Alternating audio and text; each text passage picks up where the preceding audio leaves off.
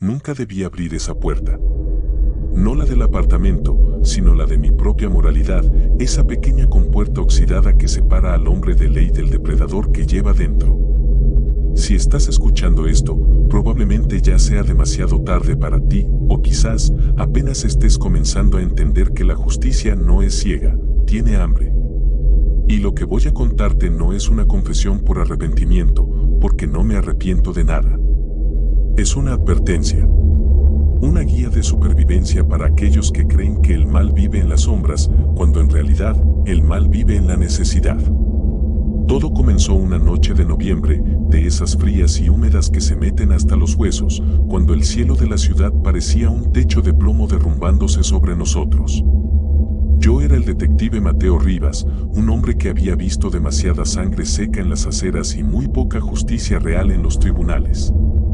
Estaba cansado. Cansado de los papeles, de las burocracias, de ver cómo los monstruos con traje y corbata salían impunes mientras la gente común se pudría en las celdas. Esa noche, patrullaba solo, buscando cualquier excusa para no volver a un apartamento vacío que olía a soledad y café quemado. Fue entonces cuando lo vi. No era más que un bulto oscuro contra la pared de ladrillo rojo de un callejón sin salida en el distrito industrial. A primera vista, parecía otro indigente más, de esos que la ciudad escupe y olvida. Pero había algo en la forma en que estaba sentado, erguido a pesar de la miseria, que detuvo mi coche en seco. Las luces de los faros barrieron su figura, revelando ropa que alguna vez fue elegante, ahora reducida a jirones grises cubiertos de lodo. No pedía dinero. No extendía la mano. Simplemente miraba hacia adelante, con unos ojos que, incluso a esa distancia, parecían absorber la luz en lugar de reflejarla. Debería haber seguido de largo. El protocolo dicta ignorar a los vagabundos a menos que haya un delito flagrante o una emergencia médica visible. Pero mi instinto, ese sexto sentido que me había mantenido vivo durante 15 años en la fuerza, gritó que algo estaba terriblemente mal. No era miedo lo que sentía. Era curiosidad. Una curiosidad mórbida, pesada, como si una mano invisible me estuviera tirando del volante hacia la cuneta. Apagué el motor. El silencio de la calle era antinatural. Ni grillos, ni tráfico lejano, ni el zumbido habitual de las luces de neón. Solo el goteo rítmico de una tubería rota y mi propia respiración, que de repente sonaba demasiado fuerte en el habitáculo cerrado. Bajé del coche.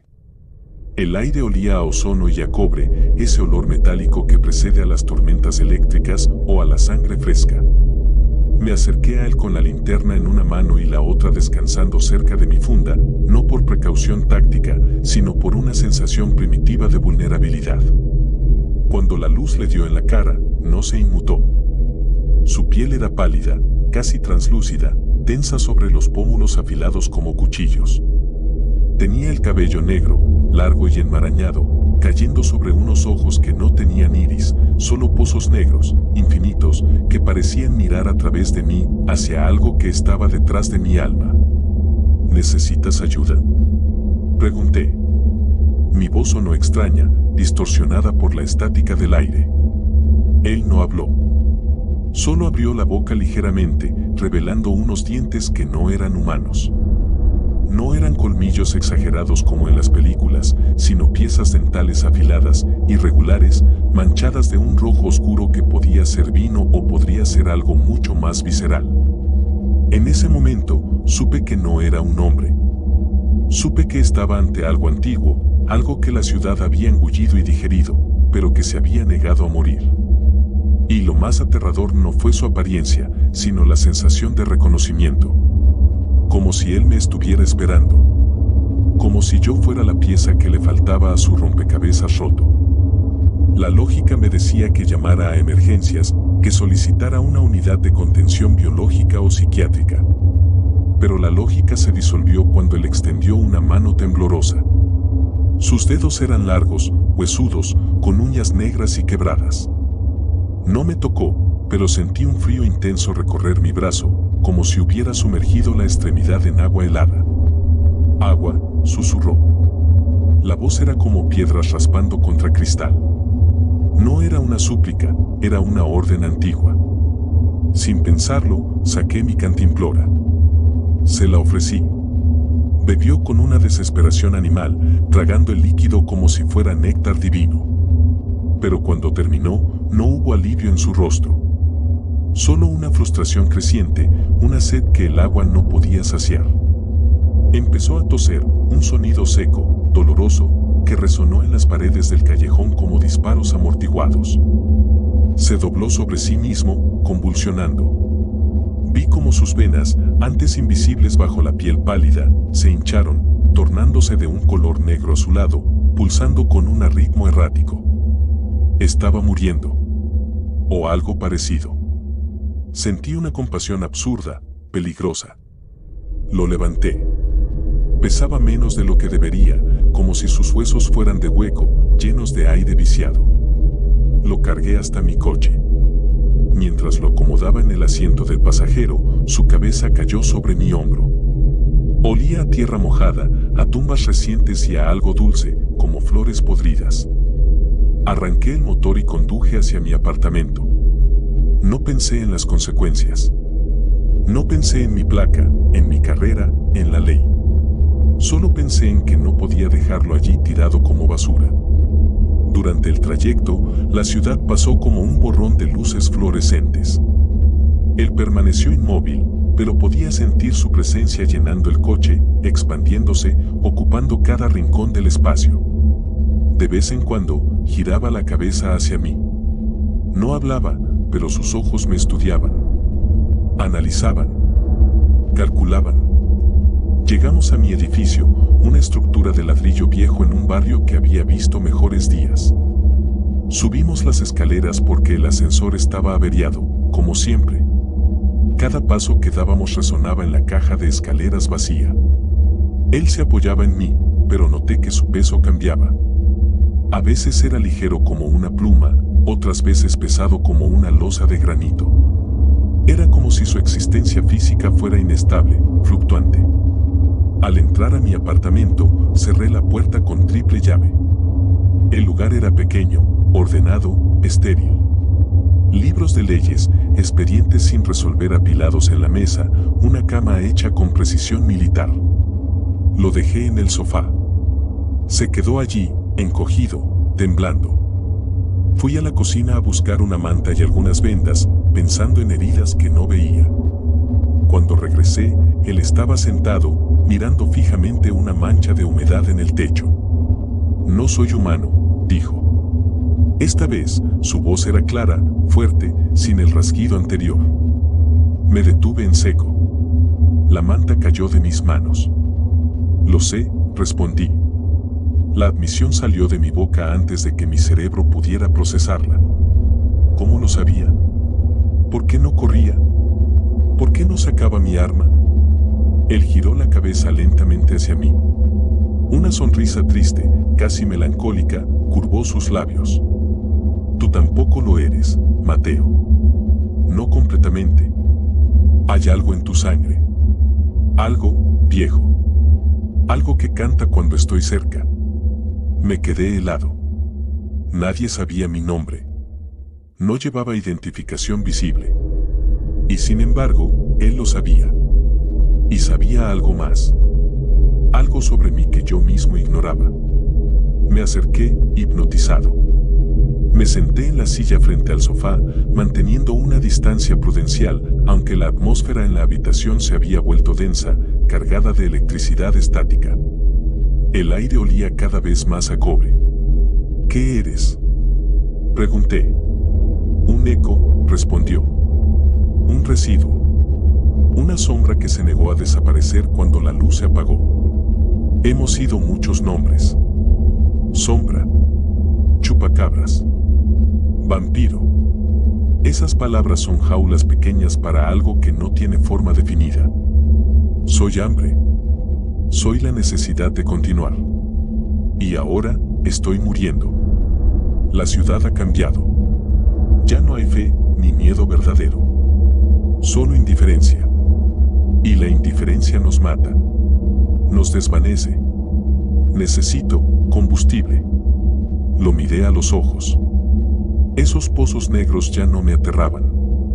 Me atraían. Veía en ellos un reflejo de mi propio vacío, de mi propia sed de justicia que nunca se saciaba. ¿Qué necesitas?, pregunté.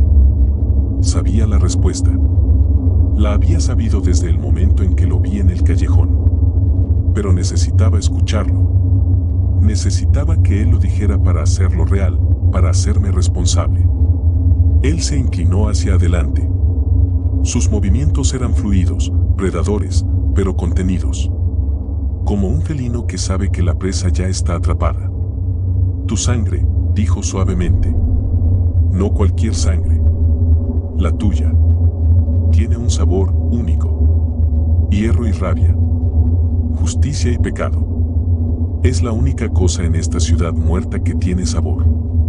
Extendió la mano hacia mi muñeca. No me moví. Dejé que sus dedos fríos rozaran mi piel. Sentí un pinchazo, no de dolor, sino de placer. Un placer oscuro, prohibido. Mis venas parecieron iluminarse bajo la piel. Podía sentir mi propio latido, fuerte, rítmico, invitándolo a entrar. Si te doy mi sangre, dije, con la voz temblorosa, ¿qué pasará? Recuperaré mis fuerzas, respondió. Y tú verás la verdad.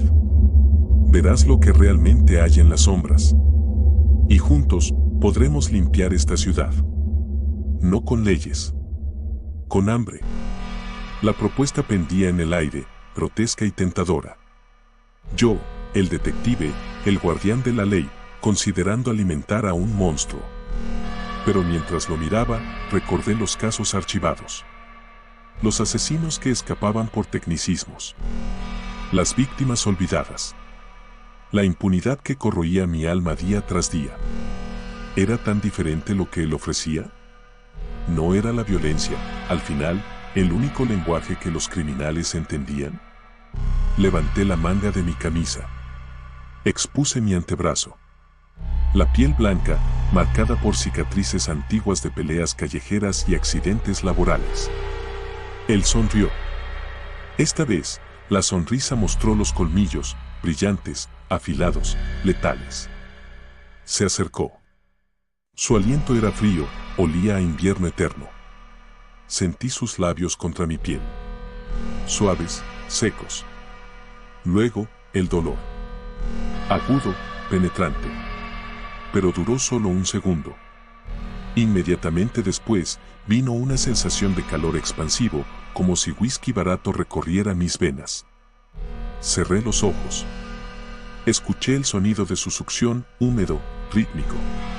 Era íntimo. Violento. Sagrado. Sentí como mi energía fluía hacia él, como mi vitalidad se transfería a su cuerpo quebrado. Pero no me sentía débil. Al contrario. Me sentía conectado. Vinculado. Podía sentir sus pensamientos, fragmentos de memorias antiguas, ciudades en ruinas, noches sin luna, la casa eterna. Y él podía sentir los míos. Mi frustración. Mi ira. Mi deseo de castigo. Cuando se separó, limpiándose la boca con el dorso de la mano, sus ojos ya no eran negros. Tenían un brillo rojo, tenue, pero presente. Su piel había recuperado un tono rosado, saludable. Se veía más joven, más fuerte.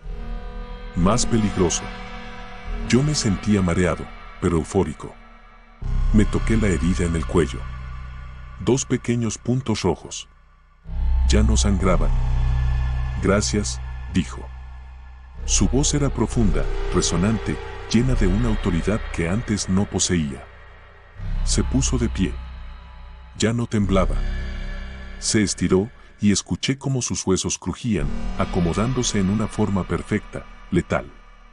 Caminó hacia la ventana, mirando hacia la ciudad iluminada. Ahora, dijo, sin volverse, vamos a trabajar. Las semanas siguientes fueron una borrachera de violencia y justicia distorsionada. No dormía mucho. Cuando lo hacía, soñaba con sangre y alas. Pero cuando estaba despierto, era eficiente. Brutalmente eficiente. Él, que ahora se hacía llamar Silas, se convirtió en mi sombra. No vivía conmigo oficialmente, pero aparecía cuando lo necesitaba. O cuando él me necesitaba. Porque la relación no era unilateral. Sí, yo le daba sangre. Una vez a la semana, a veces dos, dependiendo de la intensidad de la caza. Pero a cambio, él me daba resultados. Casos cerrados. Criminales encontrados. Aunque encontrados era un término generoso. La policía empezaba a notar un patrón. Los narcotraficantes, los violadores, los corruptos que operaban bajo el radar de la ley, empezaban a desaparecer. No había cuerpos. No había pruebas. Solo desapariciones. Limpias. Silenciosas. Yo escribía los informes. Inventaba pistas falsas. Desviaba la atención. Me convertí en el mejor detective de la comisaría, el que resolvía lo irresoluble. Mis superiores me felicitaban. Mis compañeros me temían. Decían que tenía un olfato especial para el crimen. No sabían cuán literal era esa afirmación. Podía oler el miedo. Podía oler la culpa. Silas me había enseñado a agudizar mis sentidos. La sangre que compartíamos había creado un vínculo, un puente psíquico. Podía sentir cuando alguien mentía. Podía sentir la adrenalina de una víctima a kilómetros de distancia. Y Silas. Silas era el ejecutor. Yo señalaba. Él actuaba. Era una simbiosis perfecta. Yo era el cerebro, la ley, la fachada. Él era la garra, la noche, el castigo. Pero había un costo. Cada transfusión me dejaba más vacío. Más frío. Empecé a perder el gusto por la comida normal. La carne me sabía a ceniza. El vino me sabía a vinagre. Solo la sensación de la mordida, el intercambio de fluidos, me hacía sentir vivo. Y había algo más. Empecé a cambiar físicamente. Mi piel se volvió más pálida. Mis ojos, antes marrones, desarrollaron un anillo dorado alrededor de la pupila, similar al de Silas, aunque menos pronunciado. Podía ver en la oscuridad. Podía escuchar los latidos del corazón de las personas en la habitación contigua. Me estaba convirtiendo en algo intermedio. Ni humano, ni monstruo. Un híbrido. Una aberración. Y lo peor era que no me importaba. De hecho, lo disfrutaba. La sensación de poder era adictiva. Caminar por las calles sabiendo que era el depredador supremo, que nadie podía tocarme, que la ley era solo una sugerencia para otros, pero para mí era una herramienta. Una noche, todo cambió. Estábamos tras la pista de un traficante de personas, un hombre llamado Vargas, que operaba desde un almacén en el puerto. Era un caso grande. Demasiado grande para manejarlo solos, según el protocolo. Pero nosotros no seguíamos protocolos. Entramos en el almacén. Silas se movía como humo, deslizándose entre las sombras de los contenedores. Yo entré por la puerta principal, con mi placa en la mano y mi arma enfundada, pero lista. Vargas estaba allí, rodeado de guardaespaldas armados. Cuando me vio, sonrió. Una sonrisa arrogante, confiada. Detective Rivas, dijo. Sabía que vendrías. Eres terco. Pero estás solo. No estoy solo, respondí. Silas cayó del techo. No hubo advertencia. Solo un destello de movimiento y luego, caos. Los guardaespaldas dispararon, pero las balas parecían pasar a través de Silas o rebotar en una barrera invisible. No lo entendí hasta después. Silas no era físico de la manera tradicional. Era una manifestación de voluntad y hambre. Se movía entre ellos, rápido, letal. No los mataba inmediatamente. Los incapacitaba. Les rompía huesos con una precisión quirúrgica. Gritos. Sangre. El olor a miedo inundó el almacén, embriagador, delicioso. Vargas intentó huir, pero yo le bloqueé el paso. Sacó una pistola. Disparó. la bala me rozó el hombro. El dolor fue agudo, caliente. Pero no caí. Miré la herida. La sangre brotaba, roja, brillante. Silas apareció a mi lado. Sus ojos brillaban con una intensidad frenética. Olía la sangre. Mi sangre. Pero también olía la de Vargas.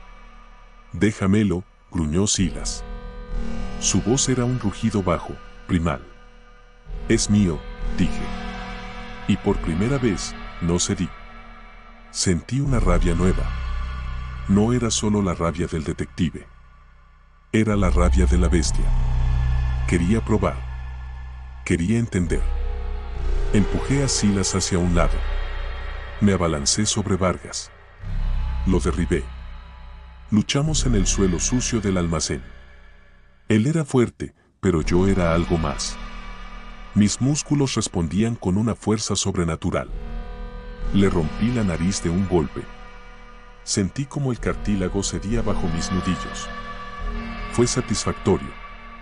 Vargas gritó, suplicando. Pero yo no escuchaba súplicas. Escuchaba el latido de su corazón. Acelerado. Aterrizado. Silas me observaba desde la sombra con una expresión que no pude descifrar. ¿Curiosidad? ¿Aprobación? ¿Miedo? Levanté a Vargas. Lo arrastré hacia la salida. Lo llevaré a la comisaría, dije. Silas se rió. Una risa seca, cruel. ¿Comisaría? Mateo, mira tus manos. Miré hacia abajo. Mis uñas se habían alargado, endurecido, tornando negras. Mis ojos brillaban en la oscuridad. Ya no era el detective. Era el juez. Y el jurado. Y el verdugo. Tienes razón, dije. Solté a Vargas. Silas se lanzó sobre él. No fue rápido. Fue lento. Deliberado. Quería que Vargas sintiera cada segundo. Quería que entendiera el precio de sus pecados. Yo me di la vuelta. No podía mirar. O quizás no quería perderme el espectáculo. Salí del almacén. La lluvia caía fuerte, lavando la sangre de mis manos, pero no de mi alma. Esperé en la calle. Minutos después, Silas salió. Estaba limpio. Saciado. Se acercó a mí. Has cambiado, dijo. Todos cambiamos, respondí. No entiendes lo que has hecho, continuó Silas, con un tono serio, casi solemne. Al tomar mi sangre, al aceptar el vínculo, no solo te has convertido en mi aliado. Te has convertido en mi recipiente. ¿Qué significa eso? Pregunté, sintiendo un nudo en el estómago. Silas sonrió. Pero esta vez, la sonrisa no llegaba a sus ojos. Significa que yo no soy el vampiro, Mateo. Yo soy la enfermedad. Y tú eres el síntoma. Esa noche, volvimos a mi apartamento. Silas se sentó en el sofá, relajado, como un rey en su trono. Yo me serví un vaso de agua, pero mis manos temblaban tanto que derramé la mitad. Me senté frente a él. Explícate, exigí. Silas suspiró. Parecía cansado, viejo. Durante siglos, hemos existido así.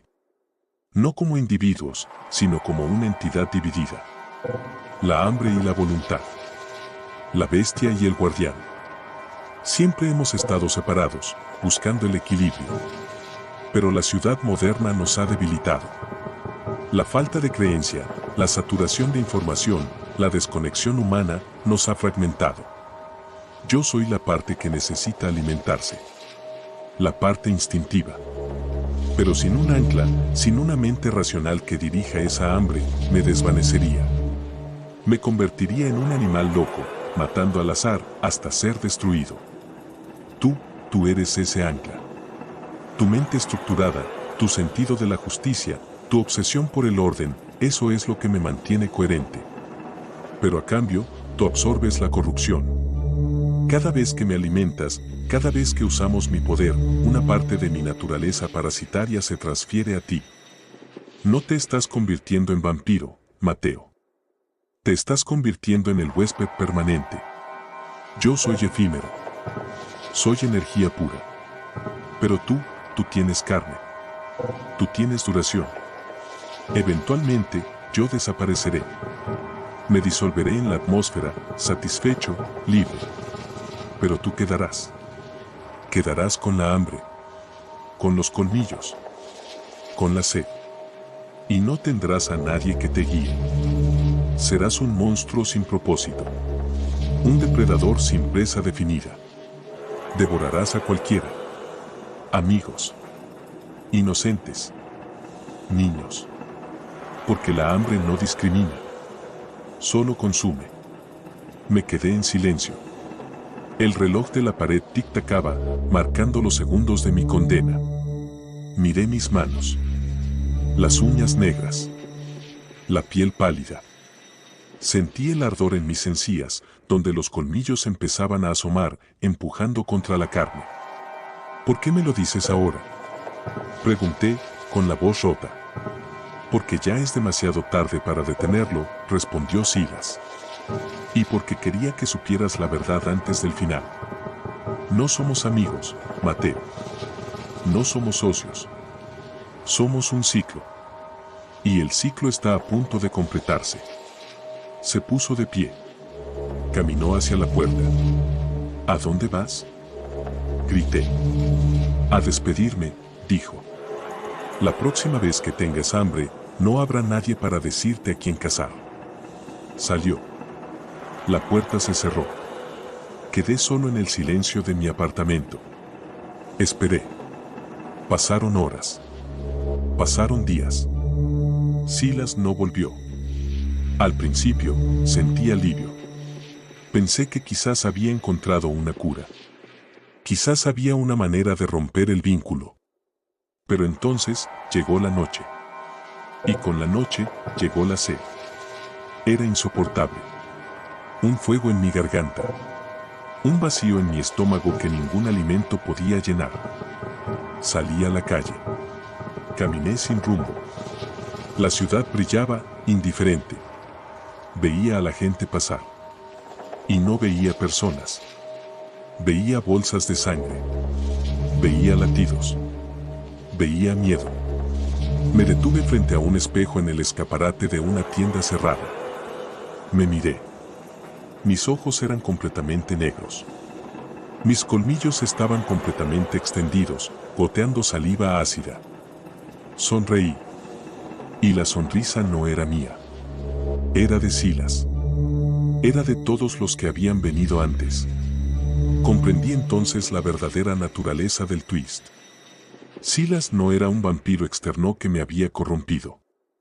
Silas era mi propia capacidad para la violencia, mi propia rabia contenida, proyectada y personificada. Yo lo había creado.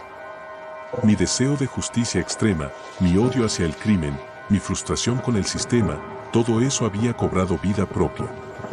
Lo había alimentado con mi atención, con mi sangre simbólica, con mi complicidad. Y ahora que él se había ido, ahora que la proyección había terminado, la entidad había regresado a su fuente. A mí. No había dos seres. Nunca los hubo. Había solo uno. Un policía roto que se había dividido en dos para poder soportar lo que hacía. Y ahora, las dos mitades se habían fusionado. Ya no había detective. Ya no había monstruo. Solo había hambre. Y la ciudad entera era mi buffet. Empecé a caminar. Buscando. No buscaba criminales. Eso era una excusa. Una justificación moral que ya no necesitaba. Buscaba cualquier cosa que tuviera pulso.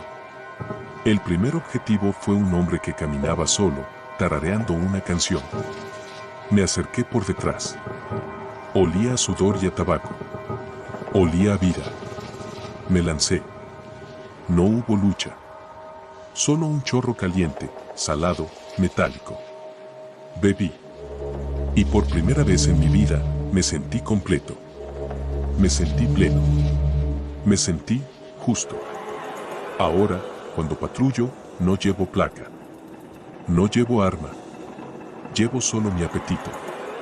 Y si alguna vez ves a un detective con ojos demasiado oscuros y una sonrisa demasiado amplia en un callejón solitario, no corras. No sirve de nada.